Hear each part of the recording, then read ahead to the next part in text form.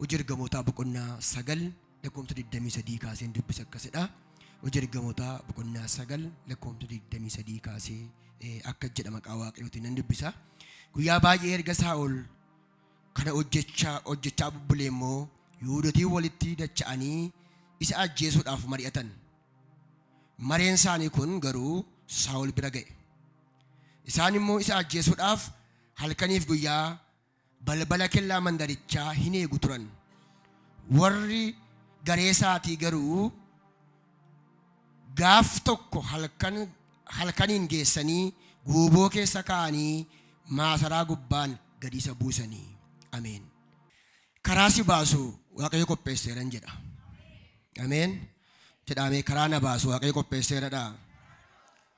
Jedha karaa na baasu jedhamee Waaqayyo qopheesseeraa jedha. Ergaa ta'uu danda'a nama si bakkee jiru qabiitii karaa si baasu Waaqayyo qopheesseeraa jedhin. Akkatti si baasu Waaqayyo qopheesseeraa jedhin. Akkatti si raachisu Waaqayyo qopheesseeraa jedha. Karaa si baasu Waaqayyo qopheesseera. Sagalee jedhu gabaabaatti hojii ilaalla. Iddoo kanatti seenaa Saa'ol hundumti keessan boqonnaa 9 kana guutummaatti deebitiin ilaaltan seenaa Saa'ol beektu. Saa'ol kun nama seeraati. Nama seera beeku. Gamaa'il jalatti miila Gamaa'il eessuma isaa jalatti nama seera barateedha. Haa ta'u garuu yuunivarsiitii galeedhaaf kolleejjii galee isaa hin beeku. Kolleejjii galee barateef yuunivarsiitii galee baratee isaa hin beeku. Gamaa'il jalatti Gamaa'il nama seeraati waan jedhuuf sagalee Waaqayyoo Gamaa'il kun nama seeraan yookaan immoo nama seeraan baay'ee beekamaadha. Isaaf immoo eessuma. Kanaaf Phaawulos kun Saa'ol kun Gamaa'il jalatti seera baratee jedha. Waldaama keessatti ta'u mana keessatti ta'u karaa kamaa ta'u karaa masanayyuu ta'u nama seera barate nama seeraan baay'ee nama beekamaa yookaan immoo nama dandeettii seeraan nama jabaadha jechuudha. Nama guddaadha. Haa ta'u garuu Saa'ol kun hojii isaa inni guddaan keessaati nama seera barate ta'eetuma jiru, nama seera beeku ta'eetuma jiru, Gamaa'il jalatti nama seera barate ta'eetuma jiru, namoota waldaa kiristaanaa ari'atan keessaati. Waldaan kiristaanaa akka hin bal'anneef, waldaan kiristaanaa akka lafa hin qabanneef ga'ee warra hojjetan Gamaa'il kunis haa ta'u, namni seera beeku kunis haa ta'u, Saa'olis kunis achuma dhufa isaaniiti haa ta'u, wangeelli mootummaa Waaqayyoo akka hin bal'anneef hojii ergamootaa kana keessatti ilaaltan hojiin ergamootaa yeroo itti wangeelli lafa qabateedha, yeroo itti wangeelli babal'ateedha, yeroo itti wangeelli biyya qabateedha, yeroo itti wangeelli waldaan kiristaanaa yoo cufameyyuu namoonni guyyaa hafuura qulqulluun bu'e sana hafuura qulqulluun irra bu'ee namooti hedduun hafuura qulqulluun guutamanii afaan garaagaraa dubbatan suni afurri isaan keessatti qabsiifame sun abiddi isaan keessatti qabsiifame sun hin dhaamne. Waldaan kiristaanaa gaafa diigamte, waldaan kiristaanaa gaafa ari'atamte, yeroo waldaan kiristaanaa iddoo dhabde hafuura kana isaan keessa jira. Abiddi kun isaan keessa jira. Hafuurri kun isaan keessa jira. Ayyaanni kun isaan keessa jira. Yeroo waldaan cufamte, yeroo waldaan babbadde hafuura kana fudhataniitu magaalaa garaagaraa keessa faca'an. Biyya garaagaraa keessa gaafa faca'anii waan nama dhibuu keessa lafuma dhaqanitti abidda wangeelaa qabsiisan. Iddoo jiraatan iddoo dhaabbatanitti abidda wangeelaa qabsiisan. Yoo waldaan badeeyyuu, yoo waldaan diigameeyyuu, yoo waldaan iddoo dhabeeyyuu hafuurri isaan keessaa iddoo qaba. Ameen jedha. Galgala kana siif Waaqayyo iddoo qaba. Ameen. Bakka jiraatutti hojii Waaqayyoo gaafa hojjettu, wangeela gaafa lallabdu siif Waaqayyo iddoo qaba. Biiroo keessaa ta'u, karaa keessaa ta'u, taaksii keessaa ta'u, waan nama dhibu waldaan asuma dhaabbatti. Waldaan oppendoorii manni kun asuma dhaabbata. Kan si duukaa ba'a gora fuura Waaqayyooti. Kas mitiire. Amma waldaan kana dhufnee torbanitti asumatti agarraa, guyyaa roobii asumatti agarraa, guyyaa facaasa asumatti agarraa waldaadha waan ta'eef. Garuu waldaa kana keessatti wangeelli lafa qabatu, waldaa kana keessatti wangeelli isin keessa seenu asuma duwwaa keessatti utuu hin taane taaksii keessa gaafa seentan, waajjira keessa gaafa seentan, magaalaa gaafa seentan, iddoo garaagaraa gaafa seentanii humni wangeelaa isin keessaa hojii hojjechuu jalqaba. Abiddi wangeelaa isin keessaa hojii hojjechuu jalqaba. Abiddi iddoo kanatti isin qabate kun maal ta'a? Gara isin naqxan, yeroo isin taaksii keessan, yeroo isin daldaaltan, yeroo isin hojjettan, waajjira kam keessa gaafa seentan abiddi wangeelaa isin qabateera taanaan isin keessaa boba'a. Maqaa Gooftaan galgala kanaa kaasee humni haaraan siyaa qabatu. Ayyaanni haaraan siyaa qabatu. Innaaf hafuurri Waaqayyoo isaan keessa jiru kun jabaachaa deema. Mul'anni isaan keessaa jabaachaa deema. Ergaan isaan keessaa jabaachaa deema. Achuma iddoo jiranitti lafa jiranitti maal ta'ani? Hafuura fudhatan kana, dubbii fudhatan kana, sagalee fudhatan kanaaf yeroo hundumaa gadi hin ta'an. Wangeela lallabu, hojii wangeelaa hojjetu. Mishineerummaa guddaan iddoo keessatti bal'ateedha waan ta'eef wangeela mootummaa Waaqayyoo dubbachuudhaaf waldaa keessaa gaafa iddoo dhabne irra jedhanii hin dhiifne. Waldaa keessaa sagalee ni beera hin dhiifne. Waldaan cufameera jedhanii hin dhiifne. Waldaa yoo cufameeyyuu inni itti malateeffamne kun inni ittiin fudhanne kun ayyaanni nurraa kun hojii hojjeta waan ta'eef waldaas banuu danda'a, balbalas banuu danda'a, karaan hin argama garuu ammasitti bakka jiruuf iddoo jirutti Yesuus gooftaadha jedhu. Iyyaatameen jedha. Gooftummaa Yesuus waajjira keetti yoo dubbatte bakka jirtu yoo dubbatte inni dubbatte kun ofii isaatiin karaa sii bana. Ameen haleluuyaa. Nama suuqqa jiru qabite galgala kana booddee jedhiin lafa jirtutti jedhiin iddoo jiraattutti jedhiin dhuga baatu wangeelaa taataa jedhiin Waaqayyo immoo karaa si baasu qabaa jedha. Hageessan ol qabaa nama amaneef galgala kanaa kaasee akkasuma siita. Obboleessa amaneef obboleettii amaneef galgala kanaa kaasee akkasuma siita. Ati Yesuus gooftaa ta'uusaa guddummaa Waaqayyoo dubbachaa deemta waajjira keessa. Taaksii keessa dubbachaa deemta. Wangeelli mootummaa Waaqayyoo bal'achaa deema. Abidda ati qabsiiftee Adaanechiin yeroo taaksii seenteetti nama lamatti wangeela himteetti yoo ta'e achuma biraataa illee wangeela himteetti gabaadhaatti wangeela himteetti mana barumsaatti wangeela himteetti yoo ta'e guyyaa tokkotti isheerraan kaasee wangeelli mootummaa Waaqayyoo nama qo'etti faca'ee oola. Nama qo'etti darbee oola. Wangeelli mootummaa ergaa isheen dubbatte kun gaafasiif amanees amanuu baatees gooftaa ta'uusaa dhageera keessaa nyaata gurra keessaa. Keessaa nyaata keessa naannaa waaw gaaf tokko mucaan wayii tokko tu taaksii keetii eenyu Yesuus gooftaadha naan jetteetti gooftummaan isaa kun immoo har'a jireenya koo keessaa ka'ee mul'ata ol ka'ee hojii hojjeta jedhee boratuun beekini ishee gaafa daanichiin gooftummaatti Waaqayyootti dubbatte borruftee gooftummaa Waaqayyoo dabartee dubbatte isheen immoo galgala kanaa kaasee miilli wangeelaa si keessaa lafa qabata. Maqaa Yesuusiin abiddi wangeelaa si naa qabatu. Humni wangeelaa kun si haa qabatu. Kanaaf Saa'ol kun immoo warroota bu'aa waldaa kiristaanaa ta'an ari'ataa jira. Waldaan kiristaanaa akka lafa hin qabanneef waldaa kiristaanaa ari'achuudhaaf adeemaa jira. Gara Damaasqootti otoo inni deemaa jiruuti billaa baatee deema hundumaa, shaanfoo baatee deema hundumaa. Maal waan ta'aniif wangeela warra lallaban hojii wangeelaa akka hin hojjetamneef shaanfoo baatee deema, billaa baatee deema. Har'a shaanfoo baatanii kan deeman jiru garuu wangeelli hin jira. Darba wangeelli. Tuma shaanfoon jiruu darba. Tuma billaan jiruu darba. Tuma wanti matarasii fakkaatu jiruu darba. Tuma wanti ulfaataan meeshaa addunyaa kana raasu jiruu darba. Wangeelli danda'aadha waan ta'eef. Wangeelli humna qaba waan ta'eef. Ameen haleluuyaa. Wangeelli karaa kee garuu karaatti nafin. Wangeelli karaa kee karaatti nafin. Jedha har'aa kaasee dhaame. Wangeelli karaa koo jedhame akka ce'uu fedha. An humna argadhee ka'eera jedha. Maqaama gooftaa Yesuus galgala kana akaatee dhuga baatu wangeelaa taataati. Dhuga baatu sagalee Waaqayyoo taataati. Dhuga baatu mootummaa Waaqayyoo taataati. Dhuga baatu dubbii wangeelaa taataati. Saa'ol kun warroota bu'aa waldaa kiristaanataan ficcisiisee mana qulqullummaa cufsiisee amma immoo gara Damaasqootti wangeela waldaa cufuudhaaf adeemaa jira. Namoonni abiddirra bu'e sun hin faffaca'an biyya keessa waan ta'eef lafa qabatan waan ta'eef iddoo tokko hin teenye. As dhaqanii achi dhaqanii lafa dhaqanitti immoo dhaabbatanii waa dhageessee taa'edha maal jennaan inni namni kun Yesuus gooftaadha. Inni fudhadhe kun Yesuus fayyisaadha. Hin dhagee yoo amanteesuma amante kanaan fayyisaa jiranii wangeela bal'isaniiru waan ta'eef Saa'ol kun gaaf tokko gara mandaraa Damaasqootti waldaa kiristaanaa cufsiisuuf otoo deemaa jiruuti akkuma tasaa utuu inni deemaa jiru balaqqeessi Waaqarraa mul'ate. Ifni Waaqarraa mul'ate Saa'ol jedheenaan maamna ari'attaa jedheenaan saba miti ari'achaa kan jirtu anaa waan ta'eef itti gaafatamaan saba kana anaadha jedhe. Ameen jedha. Kan sirratti ka'uuf itti gaafatamaan isaa Waaqayyoodha. Kan siroluuf itti gaafatamaan isaa Waaqayyoodha. Kan booddee kee deemee sirratti ka'uuf itti gaafatamaan isaa Waaqayyoodha. Jedha waa'ee koof jedhame itti gaafatamaa kan fudhate jedha Waaqayyoodha jedha. Jedha waa'ee koof jedha itti gaafatamummaa koo kan fudhatedha Waaqayyoodha jedha. As keessa kan jirtan biyya keessa kan jirtan waldaa keessa kan jirtan waa'ee keef itti gaafatamaa kan fudhate Waaqayyoodha. Waa'ee keef itti gaafatamaa kan fudhate Waaqayyoodha. Dhimmi kee nama ni ilaallatu dhimma keef Waaqayyo itti gaafatamaa fudhateera. Dhimma waajjiraaf itti gaafatamaan isaa eenyudha? Dhimma bireef itti gaafatamaan isaa eenyudha? Dhimma shaajeef itti gaafatamaan isaa eenyudha? Dhimma wal dhaalaa beeka ilaa mucaa xiqqoo kanaaf itti gaafatamaa ishee Waaqayyotu fudhate. Iyyaatameen jedhame jira dhimma koof jedhame itti gaafatamaan jedha Waaqayyoodha jedha. Sitta dhimma galgala kana dhimma keef itti gaafatamaan Waaqayyoodha. Sodaa malee jiraata, birroo malee jiraata dhimma kee kan fudhate isa Waaqaaf lafa uume dhimmi jireenya kee, dhimmi mana kee, dhimmi bultoo kee, dhimmi qe'ee kee, dhimmi hojii kee kan ilaallatu isa Waaqaaf lafa uume isa mataa bu'aa waldaa kiristaanaa ta'e Waaqayyoodha waan ta'eef dhimma kee erga Waaqayyootee dhimmi kee xumuramaadha. Saa'ol utuu inni ari'achaadhaaf deemaa jiru balaqqeessi Waaqarraatti mul'ate. Gaafa balaqqeessi Waaqarraa mul'atu gaafa inni lafa dha'eedha. Nee gaafa inni lafa dha'u Saa'ol sagaleedhaan anaa min ari'achaa jirtu jedheen. Sababiti bar anaan ari'achaa jirta.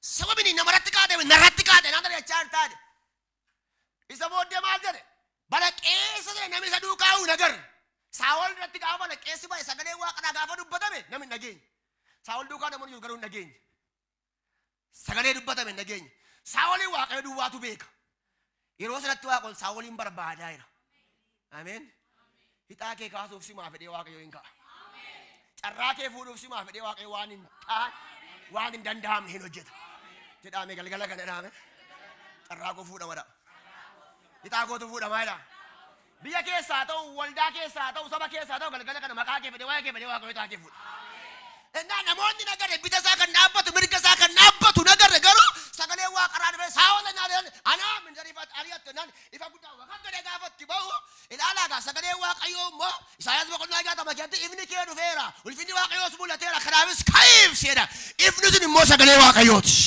kanaaf gaafatti mul'ate eegasii booddee guyyaa 3 maal ta'edha isaan jaamedha guyyaa 3 maal ta'e isaan jaamaa ta'edha guyyaa 3 isaan jaamaa ta'e mana Yoordaas dhaqee ciise mana Yoordaas dubartii jedhamtu dhaqee taa'ee achitti hin kadhata tureedha otuun achitti kadhachaa jiru guyyaa 3 gaafa ga'ee waaqayyo Anaaniyaasitti dubbate Anaaniyaas jennaan inni immoo mandiraa Xooraas jedhamtu jira achi jaawute ilaameedhaan meeqa ol bahee jennaan har'a waatu taa'edha ameen jedhu gaafa si gadi baatu galgala kana waa siifaa ta'u gaafa la amma loo dhufte waan jiru biti gaafa gadi baatu garuu waan haaraa siifaa ta'u mee warri gadi baatanii ulfina arguu barbaadan mee gaafa lixxan gaafa dhuftan duwwaadha gaafa dhuftan dubbiin ulfaataadha gaafa ol seentan haalli kee cufaadha gaafa ol seente karaasaa cufaadha gaafa ol seente daanisaa cufaadha garuu gaafa gadi baatu sagalee kanaan balballi banamee seega iyyaati banamee na eegadha kira iyyaati banamee na eegadha nama maneef galgala kana yaa waaqayyo balbala isheen barbaadu balbala ni barbaadu gaafa sii gadi baatu halkan kana waajjirri mootummaalee cufaadha waajjirri kee cufaa biti banamee isaa eegu Waaqayyo dhimma kee akkon hojjeta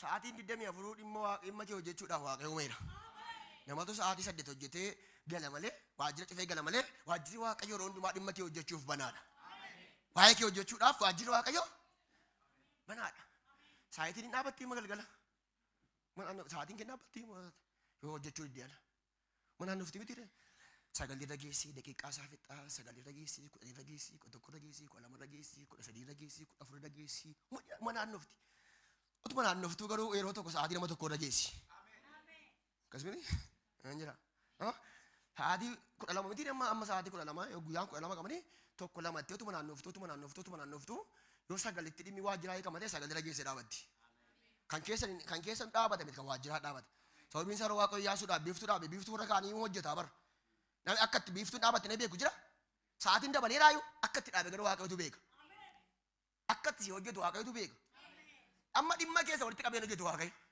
dhimma nama hundaa walitti qabeen hojjetu amma sa'aatii yookaan amma tuma tokko 2 3 4 5 6 7 8 9 daqiiqaa sekendiin shedumtee gaafa 9 ta'uudhaaf 99 gaafa dhuguddu 9 gaafa taatu dhimma waajjiraatu lafaa kaata gaafa dabartee 10 taatu immoo amma sa'aatii 9 fixxee 59 taateetu immoo amma datteetu dhimma shaasheerra buuti Ameen jedhu yeroo naannoo kun galgala kana kaasee dhimma kee baatee yaadu Ameen jedha akkasumatti ammoo sa'aatii 11 daqiiqaa dhume sekendii dhumtee daqiiqaa dhumtee amma immoo meeqa ta'uudhaaf itti tokko ta'uudhaaf itti 59 geesse takkaafattu amma immoo dhimma galetee lafaa taraa kee dheeqa akkasii bar amma immoo 12 gaafa ta'uudhaaf 59 dhumtee 12 tokkoof 12 kaafii gaafa takkootee 12 kaafettu amma immoo dhimma damee lafaa gaafti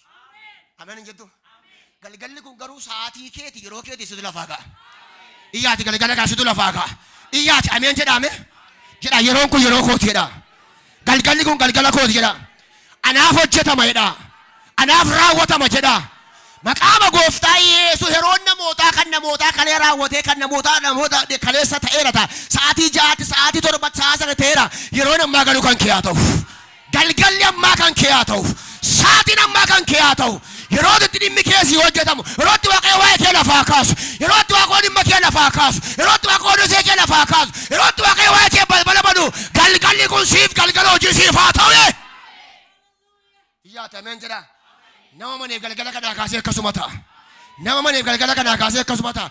Mordekaayiif ikkoo Waaqayyo gaafa balbala duraa kaasuudhaaf fedhe mootiin galgala maal ta'e irribaa dhabee ka'eetu dhaqeetu mana banateedha. Dhaqee biiroo banatee waajjira bane gaafa waajjira bane banee hin beeku galgala waajjira. Afeen jira. Waajjirri isaa qabee hin beeku galgala. Mordekaayiif garuu isaa qabe. Maal beekta waajjira keessaa galgala kana Waaqayyo waa'ee kee nama ribarraa fuudhee. Afeen jira. Biyya keessaa ta'u eessaa ta'u waa'ee kee nama ribarraa fuudhee. Nama kaleessa waadaa sii galee kanan sii godha kanan sii ta'a siin jedhee sii gatee dhiise maaltu beeka irriba dhawwatee galgala kana Waaqayyo waa'ee kee sii gaggala gashiisa. Iyyaata ameen jedhame. Jedha galgala kanaa jedha. Anaaf galgala hojii taa'edha. Anaaf galgalatti Waaqayyo waa raawwatu taa'edha. Mootiin hirriba dhabe amma waa'ee hirriba dhabe beektu hirriba dhabee miti waan hundumtuu guutuudha garuu Waaqayyotu Mordekaayiin ulfeessuu barbaade hirriba dhowwate. Dhimma keef gaafa ta'u Waaqayyo funyaan qabaa bara.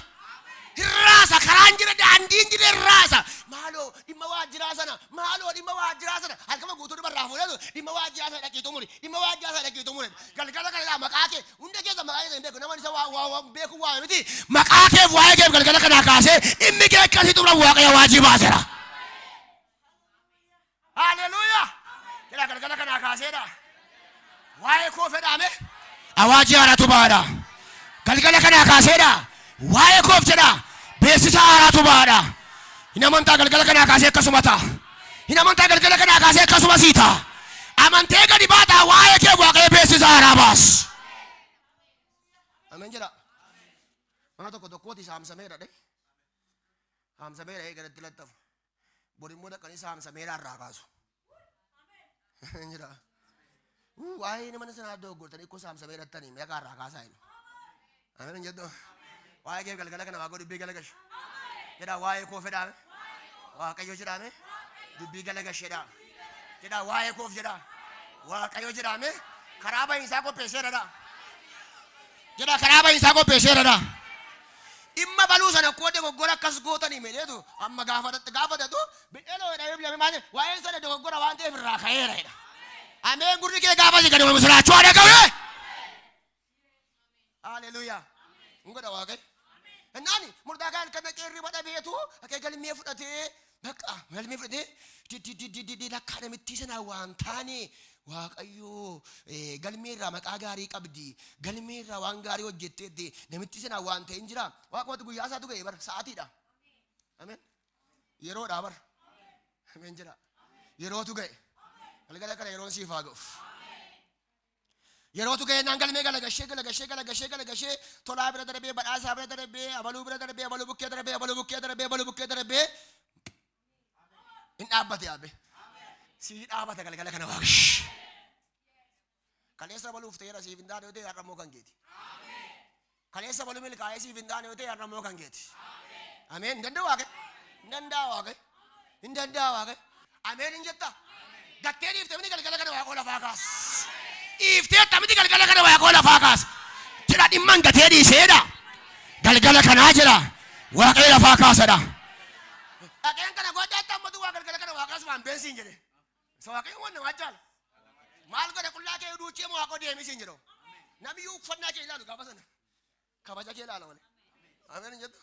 Amma Waaqayyo galgaluma kana beela subarra baatee waa sii ta'aa deemi. Amma immoo dhufanii bilbilanii Waaqayyo maal nan Waaqootu dhimma kee akka hojjetuuf nu erge. Silaa Waaqayyo makaan hojjetaa bara. Jedhamee immoo galgala kana bilbilamee dhufee waajjiraa dhufanii waajjiraan galee wayyaa jijjiiradhaan jedhu galee wayyaa akka godhaan jedhu waanuma qabuuti yoo viyeetii ta'e gidduu malita. Ameen jedha. Yoo makiinaa isaa amma biyya Itoophiyaa keessaa tokkoffaa ta'e gidduu malita waanuma qabuun kopheen jijjiiradhaan namni kophee kee ilaalu gaafa sana ulfina Waaqayyo sirra kaa'ee ilaala. Ija namoota sana yuuma duucha. Isaan uffannaa kee ilaalu taane gaafa sanaa kaatee isaanii akka caalte ilaalu isaan. Warra biyyeettis ani feesiratu akka isaan hin caalte ilaala. Maaliif yeroo waamichaa si qaqqabe waan ta'eef. Carraa waamichaa si qaqqabe waan ta'eef. Nama tokkoof garuu galgala kana akkasuma ta'a. Nama tokkoof guyyaa borii carraa waamichaa qaqqaba. Nama tokko guyyaa borii fira si qaqqaba. Jedha maqaa Yesuusiin jedha. Galgala kana booddee jedha. Gurri koo waan haara dhagaadha. Jedha maqaa Yesuusiin jedha.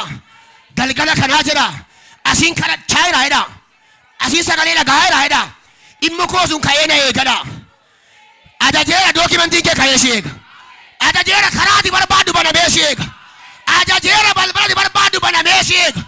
Namaaf hin danda'amu garuu Waaqayyoof hin danda'ama. Iyyaati ameen jedha. Dhimmi tulfaate Waaqayyoof danda'ama. Dhimmi jireenya kee ooltee Waaqayyoof danda'ama. Dhimmi mana kee ooltee Waaqayyoof danda'ama. Dhimmi bulbultoo kee ooltee Waaqayyoof danda'ama. Dhimmi siif cufaatee Waaqayyoof danda'ama. Harka namaa biti harka Waaqootutti siif bu'ee lafaa sii kaasa. Murtukaan ragam godhee dhaabbatee naadheenaan waa'ee dhimma namicha kanaaf furii galgala kana meedhe. Waa'ee dhimma namicha kanaaf furii jedhe. Isu waafan dhibba si dhooyee dhaabbee waan biraa miti. Kan waa fedhe badhabde dhimma namicha kanaan lafarra bubbulee lafarra tuttureeti mee har'a afuramuu fedhe. Iddoo ennaan maali sammuu isuma hamaa kana kaasee nan isa ulfeessaa miti. Ameen jedha. Bakka hoo isa tulfaata reennaan innoo balbala dura yaannaan maali sammuu isa hodhii isaa foo yaadda hin maal ennaani hamaan isa dura jiru kana isa gartee naan isan kaasaa. Ameen jedhu. Eebba keerra kan ta'e Waaqayyo kaasee si ulfeessa. Ameen. Iddoo malee taa'e isatu malee saganatu iddoo malee taa'e nuti iddoo malee taa'e fakkaraa jira. Nuti immoo iddoo malee taa'e miidhamaa jira. Ameen jedhu. Miidhamaa jira. Inni kun iddoo taa'e malee taa'e guddina kee baakee taa'e bashaddakaa jira. Inni sun immoo nutu iddoon isaa ta'uu achi taa'e miidhamaa jira. Amma Waaqayyoon sirreessaa jedha. Iddoo tan deebisaa jedha. Kottu galgala kaa dhimmi kee sirrata. Dhimmi jireenya kee dhimmi mana kee sirrata. Dhimmi bultoo kee sirrata. Maal naani waa'ee isaa yaaddee naani halkan dirri bada beekaa fanni amma eessatti immoo bakki isaa immoo eessan naani yaaddee naani naan hamaan wata sii kaa'edha. Isuma farda isuma dhunnuma maa inni fannoo qopheessaa jiru kanatu isuma tasii kaa'an naani naan fannoo inni qopheessaa jiru koo isaaf ta'a malee namicha inni qopheessaa jiruuf hin miidhu medhe. Gaafa kiyyoon sii kaa'amu jibbinsi ulfeessu barbaada Waaqayyo. Enjira. Gaafa boolli sii qotamu jibbinsi kabajuu barbaada Waaqayyo. Gaafa mi harkisirratti ka'uun sodaatetu Waaqayyo waa gochuu fedha. Dhiibbee si dabarsaa Waaqayyo. Kanaaf nan isa yaaddee naani namichi humti baasuma fannoo qopheessaa jiru kuni jalaa turuun isaa nafu jedhe. Ameen. Ameen. Jalaa turuun isaa nafu jedhe. Namichi humti asii martuma fannoo qopheessaa jiru kun jalaa turu haadhii si yaaddee waa'ee isaa jedhe. Naan ishee akkamitti naan akkamitti naan akka inni tulfaatu jedhe tokko lamaan an beeksisan baase. Jira. Akka inni tulfaatu yoo halkan inni wadhabee galmee gaggalaga shaabulee gaafa namni bari'u namichi kana hojjete kun namichi hojii gaarii akkasii hojjete kun namichi waan gaarii godhe kun bara kee guutuu waan gaarii godhe. Bakka jiraattu iddoo jiraattu waan gaarii hojjetu. Waajjira mootummaa kee jiraadhu waan gaarii. Waldaa kee jiraadhu waan gaarii. Nama lama sadii ta'ee jiraadhu waan gaarii. Gaarii hojjete gaaf tokko ulfinaan maqaan isaa ol ka'a. Addunyaa kanarraa agartanii itti yoo ta'e namni gadhee hojjete seenaan isaa ma waamamani namni gaarii geessu ma waamamu. Seenaa gadhee hojjetanii ma waamu. Miti seenaa gaarii hojjete moo seenaa gaarii hojjetanii ma waamu. Lamaanuu waamama. Seenaa gadhee hojjete lafa geettuu nan rabsu. Seenaa gadhee hojjete lafa geettuu maal ta'a? Amma maa rabsaa nama jiru hin qabnu ni akkoo biyya Itoophiyaa ta'e amma maana abaluu bara akkasii keessa bara isaa keessa akka godhe nama seenaan rabsaa jiru jira bara. Namni waan gaarii hojjetu lafa geettuu maal rabsama? Namni waan gaarii hojjetu immoo lafa keessatti iyyuu lafeensaa maalii na guutudha. Oromoon maal dhagaa amma daadhii amma lafee dhuga daadhiin guutaa gammachuu guddaadha malee. Waan jedhan gaafa dhabanii bakka jaalala nama isaarraan kan ka'eeti lafeensaa daadhii na guutu. Waanuma guddaa ajaa'ibaa waan godhaniif dhabaniiti. Lafa keetti ittiin jedhu warra gaarii godhee isaan ciibsee garaa isaan ciibsee naan abboonni keenya Oromoon lafeensaa daadhii na guutu malee obbo Baluu akkas godhee du'e akkas gootee duute ishee waan gaarii hojjettee duute inni waan gaarii hojjettee duute maal godhu garuu boolli isaa daadhii na guutu. Ameen. Waan gaarii godhii darbii Waaqayyo gaariin akkasii barbaadu godha. Waan gaarii hojjedhu gaariin akkasii barbaadu godha Waaqayyo. Warri kiyyoo kaan kiyyoodhumaan duudha sagalee Waaqayyo. Warri kiyyoo kaan kiyyoodhumaan badu jedha. Warri waan gaarii godhan garuu gaariitu isaan barbaada jedha. Jennaani hamaam kiyyoo qopheessa ture bona keessa maal jedhanaani gaafa yeroon ga'u kede hamaanuma sana waame Waaqayyo murdaa mootiin gaafa ka'e hamaan namni kottee waa dubbanna waa haasofna haadha teenyee yeroo wajjin teenya argachuu arga haasofnee argannee hin beennu wajjin dubbannee hin beennu har'a waa mari'annaa kottee maa inni yaa mootii jedhe